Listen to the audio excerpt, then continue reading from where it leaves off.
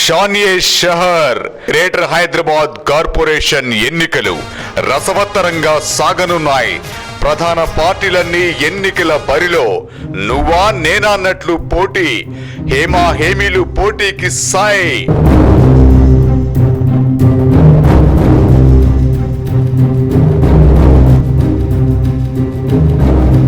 అయితే గెలుపు ఎవరిది? నచ్చిన నాయకుని ఎంపికపై ప్రజాభిప్రాయ సేకరణతో మీ ముందుకు వస్తోంది ఎంటీవీ తెలుగు కౌన్ బనేగా కార్పొరేటర్.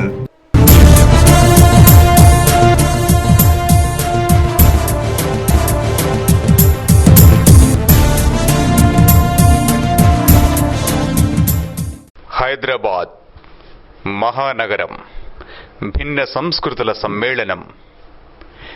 ఎవరు ఎక్కడ నుండి వచ్చినా కడుపున పెట్టుకుని అక్కున చేర్చుకుని మన భాగ్యనగరం, సౌభాగ్యనగరం హైదరాబాద్ ఇప్పుడు విశ్వనగరంగా రూపాంతరం చెందుతోంది. హైదరాబాద్ వారసత్వ సంపదలను కాపాడుకుంటూ ప్రపంచంలో ఉన్న గొప్ప గొప్ప నగరాలతో పోటీ పడుతోంది. మన ఈ భాగ్యనగరానికి ఎన్నికల నగారా మోగింది. గ్రేటర్ హైదరాబాద్ మున్సిపల్ కార్పొరేషన్ ఎన్నికలు జరగబోతున్నాయి. ప్రధాన పార్టీల అభ్యర్థులు పోటీకి సై అంటున్నారు.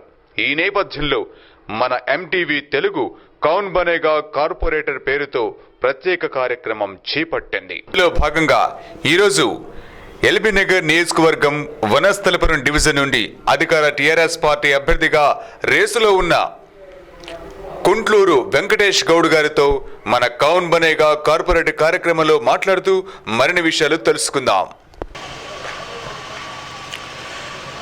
హైదరాబాద్ మహానగరపాలక సంస్థకు జరగబోయే కార్పొరేషన్ ఎన్నికల్లో వనస్థలపురం డివిజన్కి సంబంధించి ఈరోజు మనం కుంట్లూరు వెంకటేష్ గౌడ్ గారి నివాసంలో ఉన్నాం. మన ఎంటీవీ తెలుగు నిర్వహిస్తున్న కౌన్ బనేగా కార్పొరేటర్ కార్యక్రమంలో భాగంగా వెంకటేష్ గౌడ్ గారు అధికార టీఆర్ఎస్ పార్టీ అభ్యర్థిగా బరిలోకి దిగబోతున్నారు. ఆ రేసులో ఉన్నారు.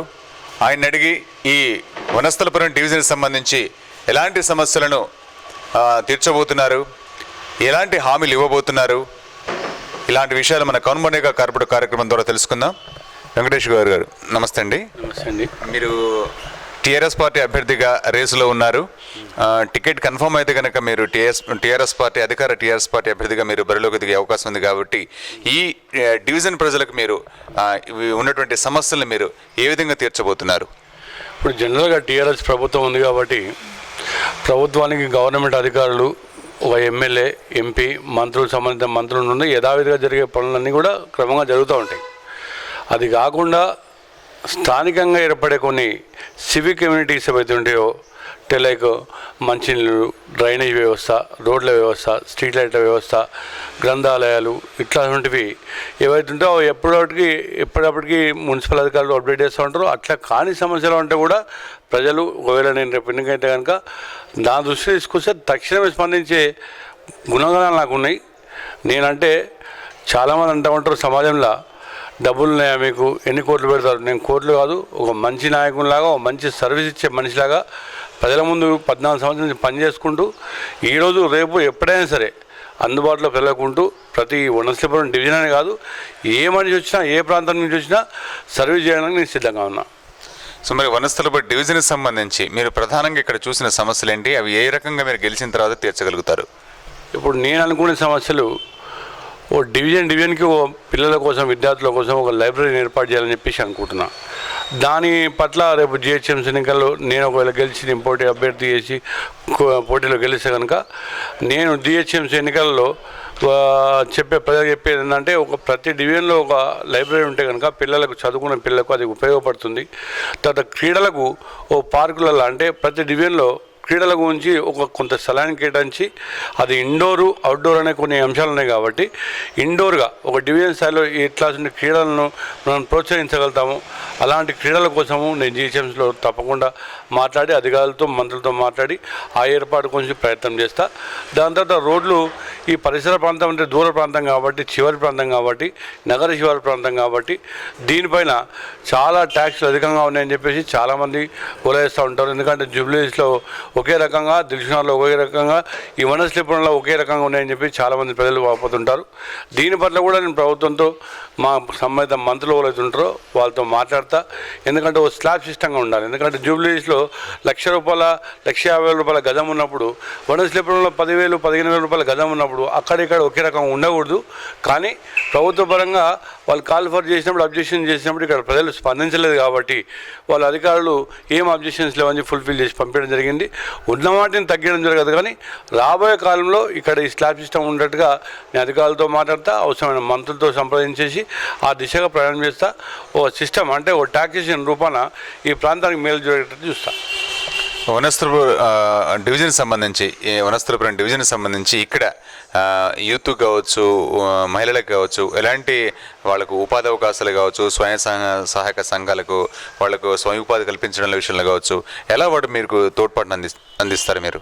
ఇప్పుడు ప్రభుత్వ పరంగా అనేక రకాల సంక్షేమ పథకాలు వచ్చాయి. ఇప్పుడు వయోజనులకు అంటే వృద్ధులకు పెన్షన్స్ అని చెప్పేసి, వితంతులకు పెన్షన్ అని చెప్పేసి, ఫిజికల్ హ్యాండిక్యాప్డ్ పెన్షన్ అని చెప్పేసి, అట్లనే యువత కూడా SC corporation, ST corporation, BC ఫెడరేషన్లు వేరు, కార్పొరేషన్లు వేరు ఉన్నాయి. వివిధ రకాలుగా అంటే వాళ్ళు ఏదైనా ఉపాధి కోసం ప్రయత్నిస్తే కనుక తప్పకుండా, ఎందుకంటే 11 సభ్యులతోటి ఫెడరేషన్ అంటే అసోసియేషన్స్ ఏర్పాటు చేయాలి.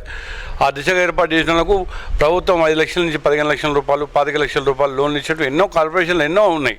అలాంటి ప్రజల అవగాహన లేక చాలామంది అంటే మాకేమిస్తుంది ప్రభుత్వం, మాకేమిస్తుంది అంటే ప్రభుత్వం నువ్వు ఏమడుగుతున్నావు? ఫస్ట్ ప్రజల యువతలో ఒక స్పష్టత ఉండాలి. ఆ స్పష్టత లేకుండా మాకేం ప్రభుత్వం చేస్తుంది. ప్రభుత్వం పెట్టిన అనేక సంక్షేమ పథకాలు, నిరుద్యోగులకు ఎన్నో ఉపాధి పథకాలు ఉన్నాయి. లైక్ పిఎంఆర్ఓ ఉన్నాయి, సిఎంఆర్ఓ ఉన్నాయి, దాని తర్వాత రోజ్గార్ యోజన ఉన్నది, దాని తర్వాత గ్రామీణ పథకం ఉన్నది, చాలా పథకాలు ఉన్నాయి. మరి ఆ దిశగా ప్రయాణం చేసి ఫస్ట్ వాళ్ళు ఏమేమి ఉన్నాయనేది అవేర్నెస్ తెలుసుకోవాల్సిన అవసరం ఉన్నది. ఆ దిశగా ఎవరైనా ముందుకు వస్తే తప్పకుండా ఎన్నో పథకాలు ఉన్నాయి. కాబట్టి ప్రభుత్వ పరంగా నేను ఒకటే చెప్పేది, మనము చదువుకోవడం అనేది విజ్ఞానం కోసం చదువుకుంటాము, విజ్ఞానము ఉపాధి కోసం చదువుకుంటాము. ఆ దిశగా మనము సొంత ఎంప్లాయ్మెంట్ అంటే సెల్ఫ్గా ఒక ఆర్గనైజేషన్ డెవలప్ చేసుకుంటే కనుక మనం 10 మందిని ఉపయోగించుకుంటూ మన జీవనోపాధి గడపచ్చు, 10 మందికి విద్యా ఉద్యోగం ఇవ్వచ్చు, అట్లాంటివి ఎన్నో కార్యక్రమాలు చేయొచ్చు. అట్లా యువత ఎవరు వచ్చినా కూడా తప్పకుండా వాళ్ళకి నేను సహకరిస్తా, వాళ్ళకి కావాల్సిన గైడ్లైన్స్ ఇస్తా, వాళ్ళకి ఏమున్నా కూడా నేను తప్పకుండా వాళ్ళ ఎంబడి ఉంటా అని చెప్పి తెలియజేస్తున్నాను. ఇక్కడ వనస్థలిపురం డివిజన్ సంబంధించి మీరు ఈ ప్రాంత ప్రజలకు ఫైనల్గా మీరు ఏం చెప్పదలుచుకున్నారు? నేను ఒకటే చెప్తున్నా, డబ్బు కాదు ముఖ్యం, చదువు, మేధో సంపత్తి ఉండాలి, ప్రజలకు సేవ చేయాలనే భావం ఉండాలి. ఎంత డబ్బు ఖర్చు పెడతారనే క్రైటీరియా కాదు.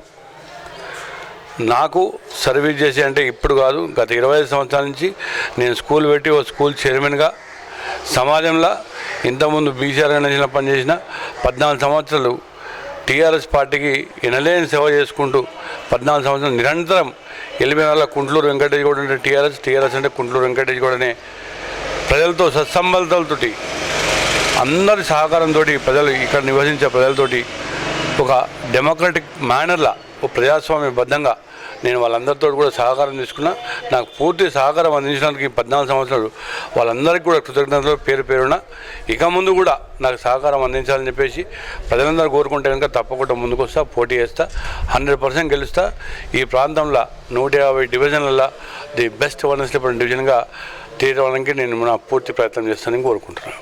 మీరు చెప్పినట్టుగా ఈ డివిజన్ని మోడల్ డివిజన్గా అభివృద్ధి చేయడానికి మీకు అధికార టీఆర్ఎస్ పార్టీకి సంబంధించిన పెద్దల ఆశీస్సులు ఏ విధంగా ఉన్నాయి? పెద్దల ఆశీస్సులు అంటే నేను ఒకటే అనుకుంటున్నా, కేసీఆర్ గారు ఎప్పుడైనా మనం వరంగల్ ఎలక్షన్లు చూసినట్టయితే దయాకర్ గారికి ఇచ్చారు, మొన్న షమీపూర్ రాజుకి ఇచ్చారు. షమీపూర్ రాజు నాకన్నా జూనియర్ అయినా సరే, అంటే ఒక్కొక్క క్రమంలో ఒక్కొక్కరికి అందరికీ ఒకటి రాత్రి చేయడానికి అది మ్యాజిక్ ఏం కాదు, కొంత సమయం పడుతుంది. కాబట్టి ఆయనకి ఇప్పుడే అధికారం వచ్చి 2 సంవత్సరాలు అయింది. కాబట్టి తప్పకుండా ఒక్కో ప్రణాళికలు అంటే ఒక్కో సిస్టంలో 1 ఇయర్కి, 2 ఇయర్స్కి, 3 ఇయర్స్కి, 4 ఇయర్స్, 5 ఇయర్స్ గవర్నమెంట్ ఉంటుంది. 5 ఇయర్స్ గవర్నమెంట్లో ఒక్కోసారి ఒకటే సంవత్సరంలో అందరికీ అకామిడేట్ అంటే కుదరదు. కాబట్టి ఒక క్రమబద్ధీకరణ ప్రకారంగా అందరికీ సాయం చేసుకుంటూ పోతారనే ఆలోచన ఉన్నది. ఆ నమ్మకం నాకుంది. ఖచ్చితంగా కేసీఆర్ గారు ఏదో ఒకటి కష్టపడ్డ వాళ్ళకు ఫలితాన్ని ఇస్తారు, గుర్తింపు ఇస్తారని చెప్పేసి ఆ నమ్మకం ఉంది నాకు. ఓకే, మీరు పార్టీ ఎజెండాతో పనిచేస్తారు, గెలిచిన తర్వాత మీ పర్సనల్ ఎజెండాతో ఇక్కడ డెవలప్మెంట్ చేస్తారు, మీరు ఏ విధంగా ముందుకెళ్తారు? ఇప్పుడు పార్టీ ఎజెండా, పర్సనల్ పార్టీ ఎజెండానే అందరూ ఎవరైనా అనుసరిస్తారు.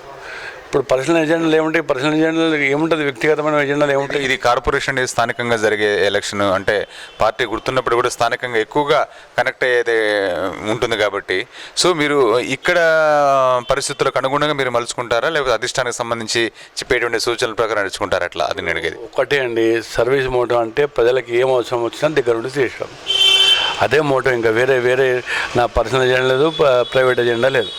ఎవరికి ఏం అవసరం వచ్చినా అందుబాటులో ఉండాలి, అది న్యాయంగా ఉంటే కనుక తప్పకుండా సాయం చేయాలనేది ఎజెండా. ఇంకో ఫైనల్గా చెప్పండి, మీరు కుంట్లూరు వెంకటేష్ గౌడ్ గారికి అసలు ఎందుకు ఓటేయాలి వనస్థలపురం ప్రజలు?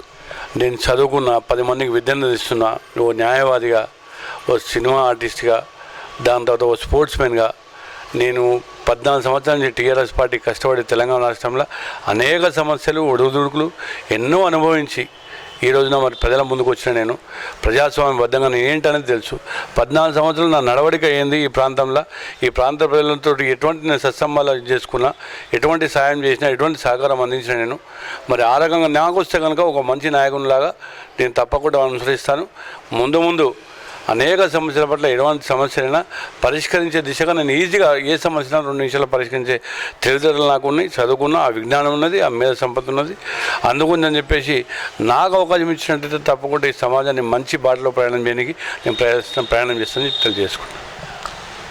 ఇది కుంట్లూరు వెంకటేష్ గౌడ్ గారు చెప్తున్నది. అధికార టీఆర్ఎస్ పార్టీ అభ్యర్థిగా బరిలోకి దిగిన విజయం సాధిస్తారని చాలా కాన్ఫిడెంట్గా చెప్తున్నారు. దాదాపు టీఆర్ఎస్ పార్టీ ఆవిర్భావం నుంచి 14 ఏళ్ల పాటు ఇక్కడ పనిచేశారని అందరికీ నేను తెలుసని, నేను ప్రజా సమస్యల పట్ల అవగాహన ఉన్న వ్యక్తి అని చెప్పేసి ఇవాళ మన MTV తెలుగు నిర్వహిస్తున్న కొన్బరేగా కార్పొరేట్ కార్యక్రమంలో చెప్పడం జరిగింది. మరొక అభ్యర్థితో మీ ముందుంటాను, మీ కృష్ణమోహన్. షానియే షహర్ గ్రేటర్ హైదరాబాద్ కార్పొరేషన్ ఎన్నికలు రసవత్తరంగా సాగనున్నాయి. ప్రధాన పార్టీలన్నీ ఎన్నికల బరిలో నువ్వా నేనా అన్నట్లు పోటీ. హేమా హేమీలు పోటీకి సాయి.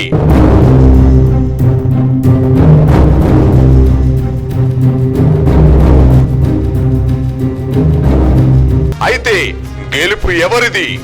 నచ్చిన నాయకుని ఎంపికపై ప్రజాభిప్రాయ సేకరణతో మీ ముందుకు వస్తోంది MTV తెలుగు కౌన్ బనేగా కార్పొరేటర్.